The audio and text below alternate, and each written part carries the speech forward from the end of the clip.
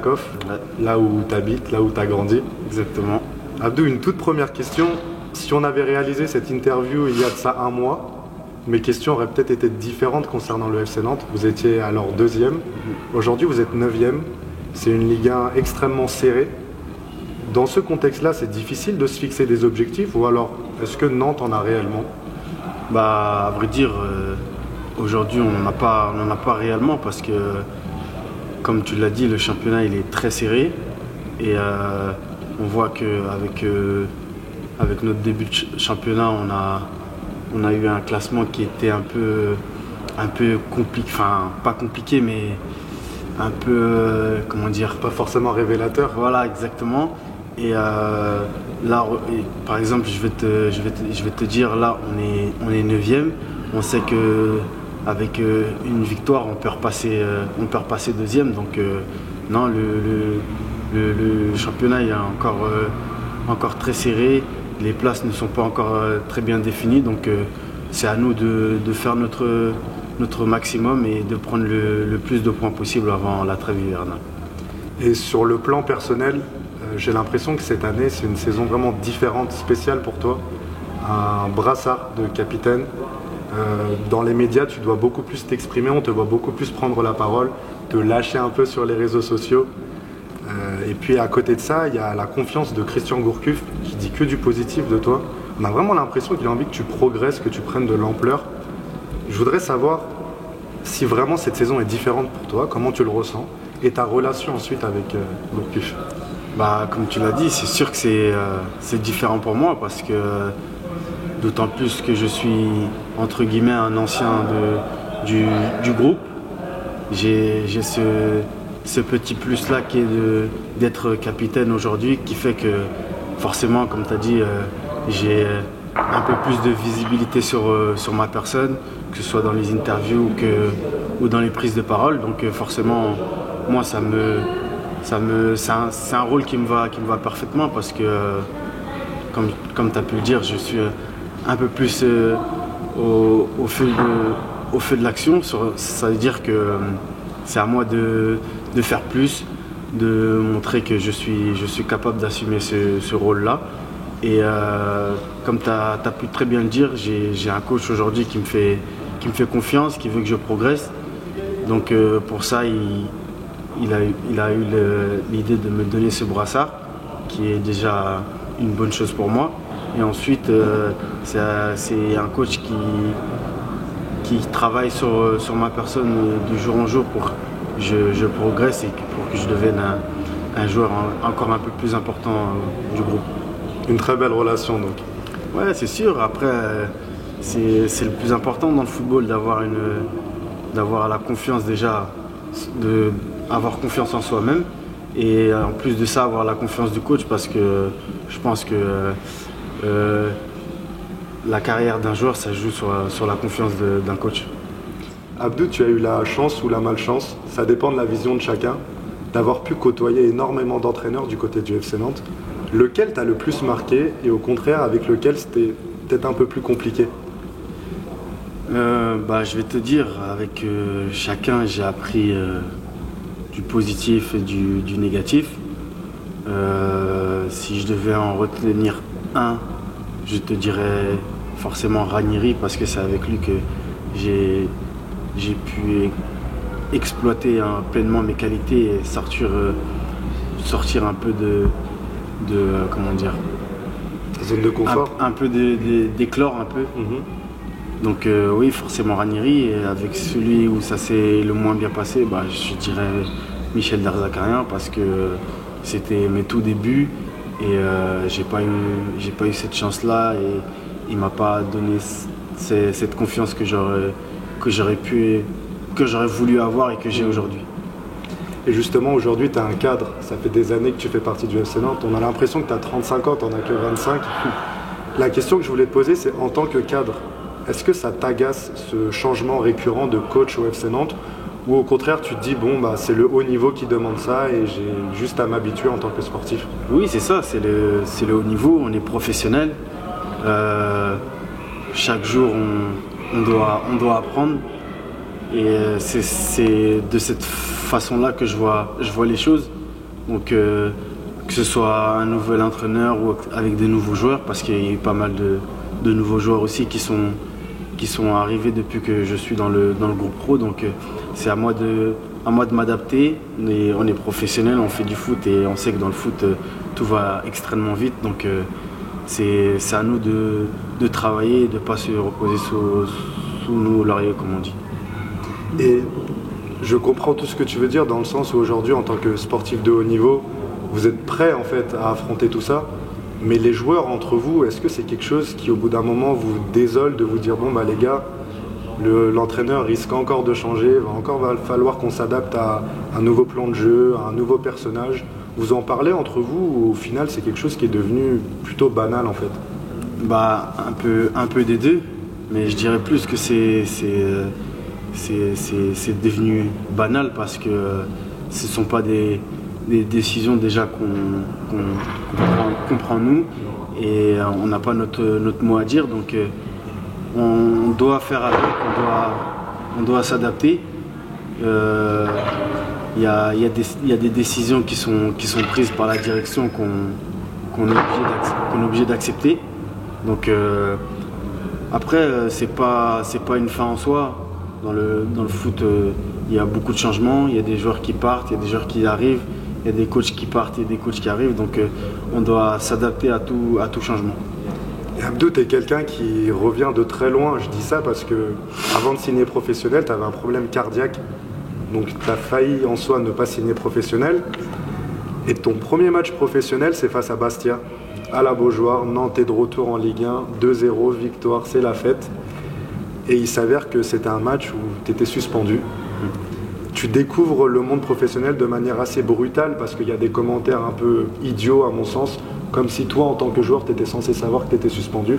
C'est clairement pas ton travail, mais est-ce que tu peux nous parler de ces deux périodes? Tout d'abord de ce problème cardiaque, de l'avant-carrière et la brutalité avec laquelle tu as dû te confronter au monde pro avec ce match de Bastia.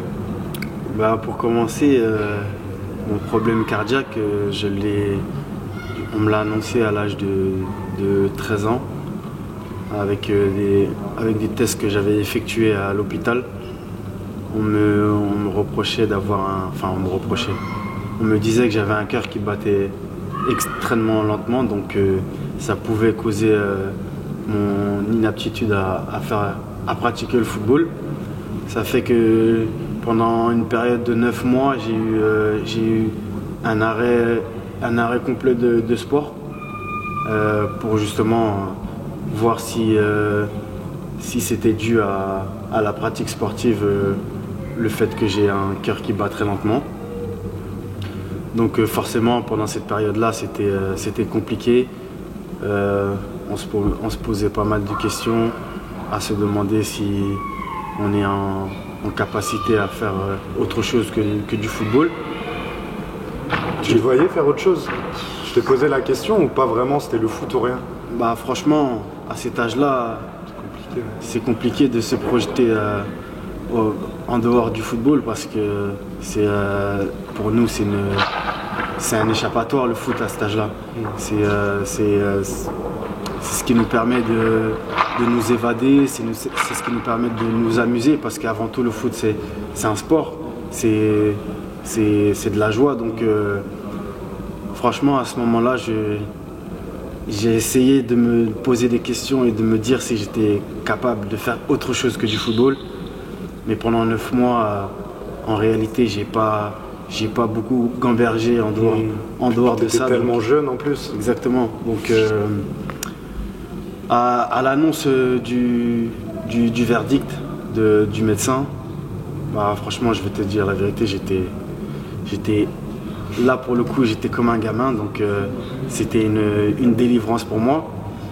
Et la deuxième phase où c'était un peu plus compliqué, justement, comme tu as dit, c'était à la période où j'effectue mon premier match en pro à la Beaujoire avec le FC Nantes, où j'apprends quelques jours après ce match-là, qu'on avait d'ailleurs gagné, que j'étais suspendu et que j'aurais pas dû jouer le match.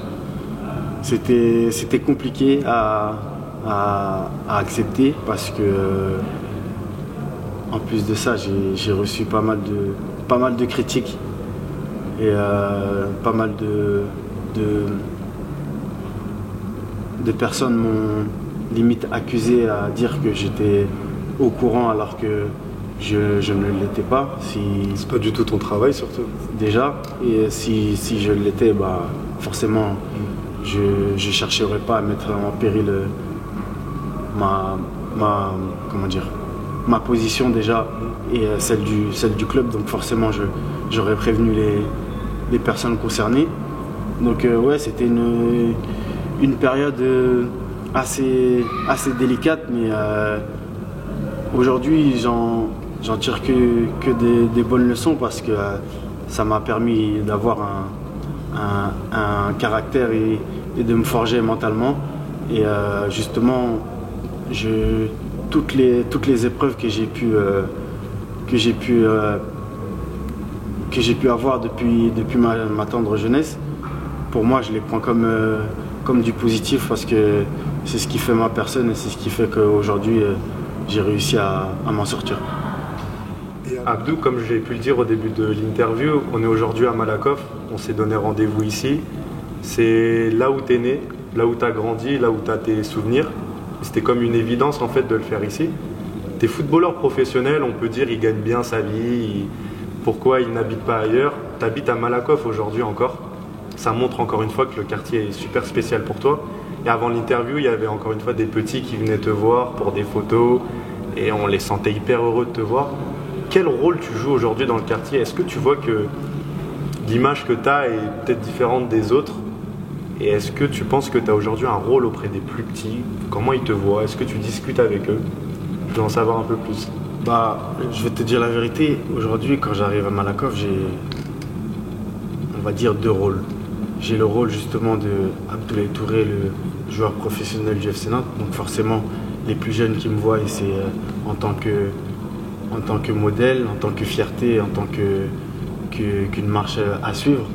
Et j'ai cette deuxième étiquette qui est de Abdou, justement, cette personne qui est une personne parmi tant d'autres du quartier, limite un grand frère, parce que dans les quartiers, on se considère tous à peu près comme une famille. Donc, vu qu'on a grandi tous ensemble, on se permet de partager certaines choses qu'on ne pourrait pas partager ailleurs. Donc j'ai cette double étiquette et comme je le dis souvent, je suis un peu entre guillemets l'élu du quartier parce que on n'a pas forcément cette chance-là tous de faire ce que l'on souhaite.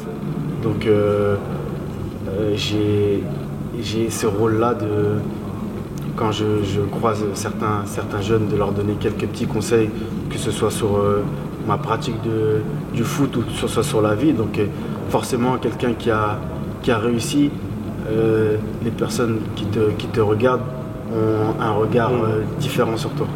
Ouais, surtout qu'ici, Malakoff, c'est un quartier dit entre guillemets sensible.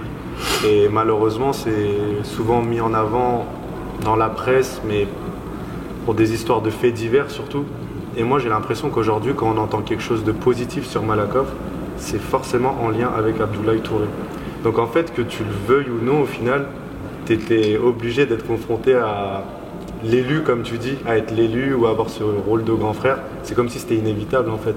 Ouais, c'est sûr, parce que comme tu as pu le dire, aujourd'hui, je suis capitaine du FC Nantes. C'est pas rien quand même. Donc forcément, quand ça parle de moi et que ça parle du quartier Malakoff, moi j'en suis le premier satisfait. Mais il ne faut pas oublier aussi qu'on a trois autres personnes qui sont professionnelles aujourd'hui aussi du quartier Malakoff. Je cite Mokhtar Diakabi qui joue à Valence, Eli Youan qui est dans le groupe pro aussi à Nantes, et il y a Sofiane Baloul qui joue en Suisse. Donc c'est une fierté, ce sont nous les fiertés du quartier, et c'est ce que je souhaite aux plus jeunes de suivre peut-être cette trajectoire comme nous et de faire pourquoi pas mieux que nous. Ouais, 4 joueurs déjà, c'est pas mal. Hein. Ouais, c'est Dans pas un mal. petit quartier, ça va vite. Ah, c'est pas mal. Et c'est ce pas mal. rôle de grand frère, Abdou, là on parle de Malakoff, mais dans le cadre du FC Nantes, avec des joueurs plus jeunes, tu parlais justement de Youan, je pense à Abdoulaye Dabo, à Thomas Basila, Baptiste Mendy, Imran Louza. Tu as un rôle auprès de ces joueurs-là ou pas? Vraiment, est-ce qu'ils viennent te consulter? Est-ce que tu as des conseils à leur donner? Parce que tu as traversé ce qu'ils traversent aujourd'hui, c'est-à-dire l'adaptation au monde pro, tu as joué toi aussi en catégorie inférieure. C'est quoi ton rôle auprès d'eux? Bah, c'est un peu ce rôle-là aussi de grand frère parce que ils ont, comme tu as dit, un peu le même parcours que moi. Ils ont fait les mêmes catégories de jeunes. Ils ont à peu près eu les mêmes entraîneurs. Donc forcément, ce qu'ils ont traversé, je l'ai connu aussi. Donc aujourd'hui, quand ils arrivent dans le monde pro, c'est beaucoup d'exigences, beaucoup de travail, beaucoup de concentration. Donc forcément, c'est pas des choses qu'ils ont eu peut-être l'habitude de connaître en jeune. Donc j'ai oui ce rôle-là aujourd'hui de leur donner quelques petits conseils, de leur dire de travailler un peu plus quand il le faut, d'être un peu plus à l'écoute. Parce que moi, à leur époque, j'avais des plus anciens aussi qui me donnaient ces conseils-là. Donc forcément, quand c'est moi qui est entre guillemets un peu plus ancien, et bah c'est mon job de leur donner quelques petits conseils. Ouais, je pense que ça doit être super utile pour eux quand on voit l'éclosion aujourd'hui d'Imran Louza qui s'est très très vite adapté au monde pro, Thomas Basila qui commence petit à petit. Bon, Abdoulaye Dabo c'était un peu plus compliqué, mais il a côtoyé le monde pro et je pense qu'on demande à le voir le plus rapidement possible aussi. Donc c'est à preuve aussi que le fait qu'il y ait des personnages comme toi facilite la vie à ce type de joueurs. Quand on voit ce qu'ils produisent sur le terrain, c'est forcément parce que dans le vestiaire ou au niveau du soutien dans le club, ils ont ce qu'il faut. Donc ça prouve encore une fois l'importance de joueurs comme toi. Sans transition, Abdou, je passe au mercato. Je suis obligé d'aborder ça avec toi. L'été dernier, c'est plus un secret. On pensait tous que tu allais quitter le FC Nantes. Alors il y avait des contacts avancés avec Mayence en Allemagne. Pourquoi ça s'est pas fait tout simplement? Bah écoute, c'est compliqué le mercato parce que il faut que les clubs se mettent en accord. Il faut que le joueur aussi déjà soit en partance dans sa tête à savoir s'il veut partir ou pas. Donc il y a plusieurs parties qui comme j'ai dit, doivent être communes. Toi, tu étais prêt? Moi, j'étais prêt dans ma tête à partir. Pour Mayence ou pour partir? Moi, dans ma tête, j'étais prêt à partir. D'accord. J'étais prêt à partir parce que j'estime que j'arrive à un âge où je me dois de me confronter à un nouveau challenge, à une nouvelle expérience et de grandir parce que le fait d'avoir que connu le FC Nantes, pour moi, ce n'est pas dire que je me manque de respect au club ou quoi. Mais c'est de l'ambition. C'est quelque chose qui me trotte dans ma tête. Je suis quelqu'un d'ambitieux, j'ai envie de connaître de nouvelles choses, de choses meilleures, de me dire que je suis capable de connaître un autre championnat, pourquoi pas un autre football et de grandir. Donc forcément ça passe par un nouveau challenge. Et oui, forcément j'étais prêt à partir. Après, comme je te dis, il faut que les parties soient communes et c'est ce qui ne s'est pas fait cet été. Donc aujourd'hui je suis encore nantais, mais je n'ai pas de regret à être resté. La preuve, je suis capitaine aujourd'hui, chose qui est excellente pour moi. Et en plus de ça, on est encore très bien classé. Donc le mercato, pour moi est une histoire ancienne. Aujourd'hui, je suis concentré sur la nouvelle saison et sur mon nouveau rôle. Après, j'ai pas envie d'être défaitiste, mais j'avais eu la chance d'interviewer Valentin Rongier avant son départ à l'OM. Et il avait tenu exactement le même discours que toi. C'était pas manquer de respect à Nantes que de vouloir partir, mais se challenger soi-même, de se montrer ambitieux. Bon, quelques mois après, il finit à l'Olympique de Marseille. On verra pour toi du coup. Et auparavant, Abdou, j'avais lu aussi des rumeurs, bon c'était sur d'autres saisons aussi, mais des clubs qui s'intéressaient à toi comme le Sampdoria de Gênes, Cologne et le Borussia Mönchengladbach en Allemagne. Tu as la cote en fait en Bundesliga. Est-ce qu'en soi la Bundesliga ce serait une suite logique de ta carrière ou au contraire il y a un autre championnat, un autre club que tu gardes en tête? Bah forcément, comme je t'ai dit tout à l'heure, c'est un rêve pour moi de partir, je ne vais pas me le cacher, de grandir. Donc forcément ça passe par un nouveau championnat et peut-être une nouvelle culture.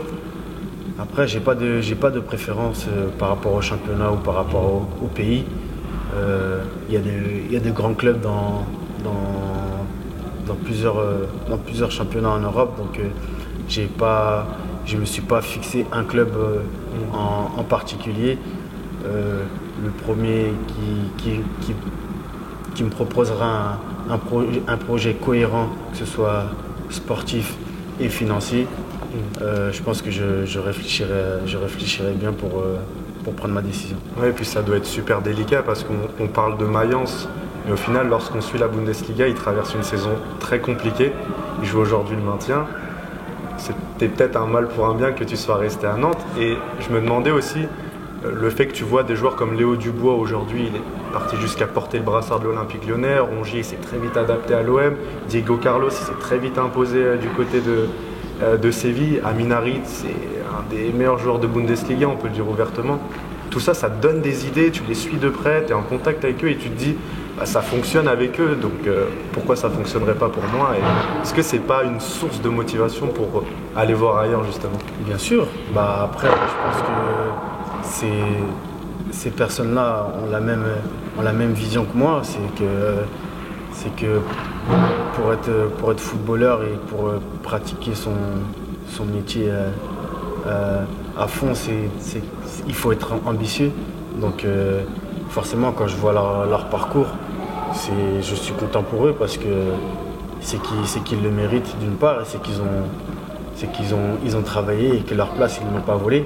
Donc je me dis aussi que je peux avoir le même parcours ou peut-être même mieux. Donc c'est à moi de me donner les moyens et de travailler tous les jours, que ce soit à l'entraînement et en match pour essayer d'avoir ce même parcours-là.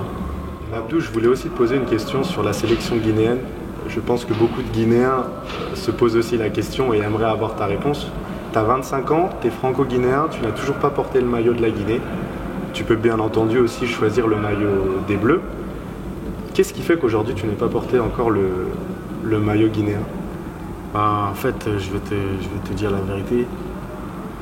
Je ne me suis pas encore fixé de sélection dans ma tête parce que pour moi, le premier objectif, c'était d'éclore en club. J'avais cet objectif-là justement de premièrement m'imposer dans mon club et de réfléchir un peu plus tard par rapport à la sélection. C'est vrai qu'ils m'ont approché, la sélection guinéenne. J'ai décliné, j'ai pas encore pris ma décision. Pour l'instant, ça me dit rien encore de rejoindre la sélection guinéenne. Comme j'ai dit, je préfère encore me concentrer sur mon objectif en club. Et le moment voulu, je prendrai ma décision et les parties concernées seront mises en relation par rapport à ça. Ça doit pas être évident, je me mets dans la peau des binationaux, de toujours devoir se dire quel pays choisir. Il y a le pays dans lequel j'ai grandi, dans lequel je suis né, et il y a le pays aussi dans lequel tu te sens guinéen au fond. Et j'imagine que tes parents aimeraient aussi que tu portes ce maillot, les gens de ta famille, peu importe. Donc ça doit être compliqué de devoir gérer cette situation. Tu as peur de décevoir d'autres personnes alors que c'est ton choix personnel en soi. Ça joue ou pas ça? C'est exactement ça, c'est mon choix personnel. Mon choix, je le fais avec ma seule et conviction. Certes, j'en parlerai aux membres de ma famille, mais la décision elle ne reviendra qu'à moi et c'est moi seul qui prendra la décision. les personnes qui seront déçues par rapport à ça, je ne peux rien pour eux. C'est entre guillemets ma carrière, donc c'est à moi de prendre la bonne décision par rapport à ça. Abdou, j'avais 2 autres questions pour toi. Alors il y en a une qui m'intéresse beaucoup. C'est que tu es un joueur qui a fait passer les supporters de Nantes par toutes les émotions. On peut tout lire sur toi. Il est indispensable dans le milieu de terrain. Il récupère un nombre de ballons fou. Il a énormément de déchets dans son jeu. On peut tout entendre. Sur l'aspect des déchets, j'ai l'impression que parfois on se focalise beaucoup sur ça, sans forcément s'intéresser à tout ce que tu fais de positif à côté. Ces commentaires-là, ça t'affecte ou non? J'avais eu l'opportunité de regarder une vidéo du Canal Football Club où ton frère, je crois, s'était exprimé. Il disait que lui, personnellement, ça l'affectait. Toi, ça t'affecte ou tu fais abstraction de tout ça? Non, parce que je sais qu'avec le travail que je fournis au milieu, les courses à haute intensité que j'ai, forcément, à la récupération du ballon, c'est un peu plus compliqué. Donc ça ne m'affecte pas, c'est une réalité. C'est à moi de travailler justement tous les jours, que ce soit à l'entraînement et même en match, pour avoir le moins de déchets possible et être le plus performant. Mais comme tu as pu le dire, aujourd'hui, je pense qu'il y en a certains qui se focalisent que seulement sur ça et ne voient pas le travail d'amont que je fais à côté. Donc non, c'est pas quelque chose sur lequel je me focalise. Je sais que j'ai des qualités. Si aujourd'hui je suis là, c'est que j'ai fourni énormément de travail, beaucoup de sacrifices. Donc c'est pas sur ces commentaires-là que je vais m'arrêter. Ouais, et puis peut-être que ça arrange ces personnes de parler seulement des déchets. Exactement. Donc c'est vrai que c'est un débat sans fin. Une dernière question avant de passer au quiz que j'ai préparé pour toi, Abdou. Emiliano Sala. Alors, encore une fois, j'avais eu la chance d'interviewer Moutou Samy et Valentin Rongier lorsqu'il évoluait à Nantes. Je trouvais que c'était trop tôt pour parler de ça, parce que c'est une blessure qui doit encore exister pour vous. Mais il y a eu quand même plusieurs mois après la tragédie, donc je me suis demandé vraiment si je pouvais évoquer ça avec toi. Et tu m'as dit oui, juste avant l'interview. Comment c'était cette période où vous étiez là, à vous demander s'il était vivant, s'il était toujours en vie, être à la Genolière, bloqué dans l'attente?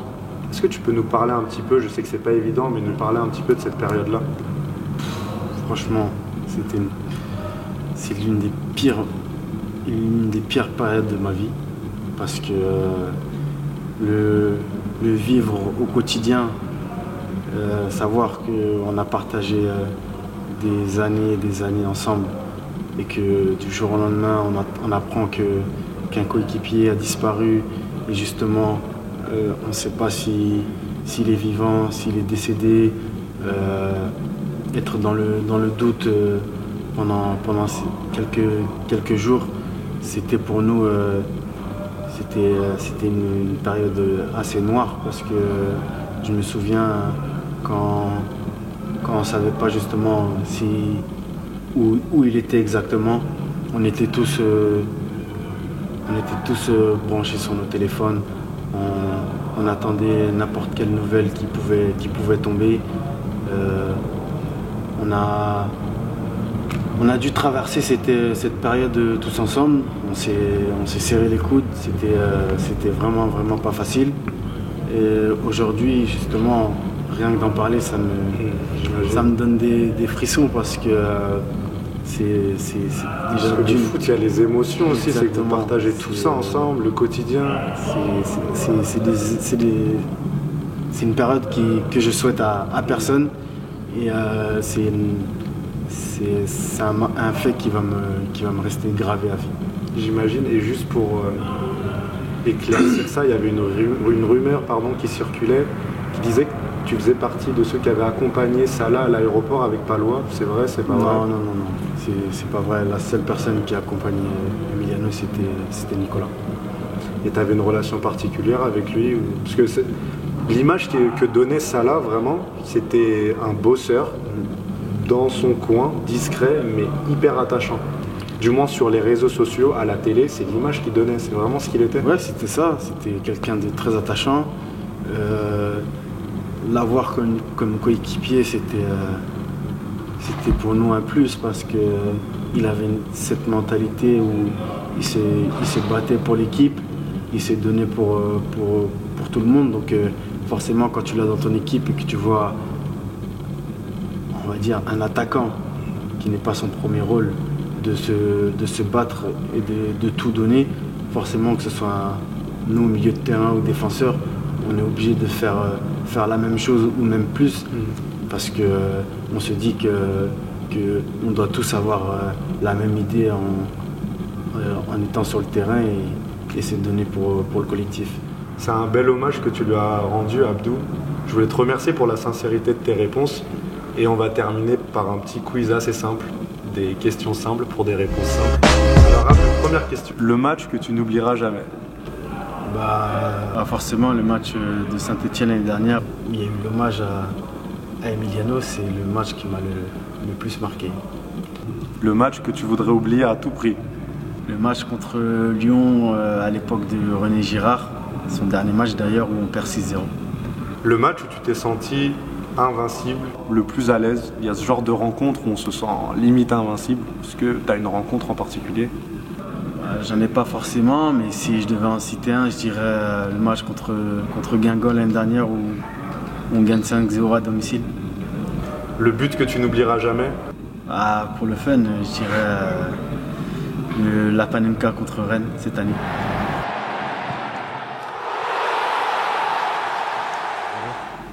Le joueur le plus impressionnant avec qui tu as joué? Ça peut être toute catégorie confondue. Tu vois, on met un petit peu de difficulté. Ça peut être U17, U19, quelqu'un qui n'a pas forcément fini professionnel. Ouais, quelqu'un qui n'a pas forcément fini professionnel.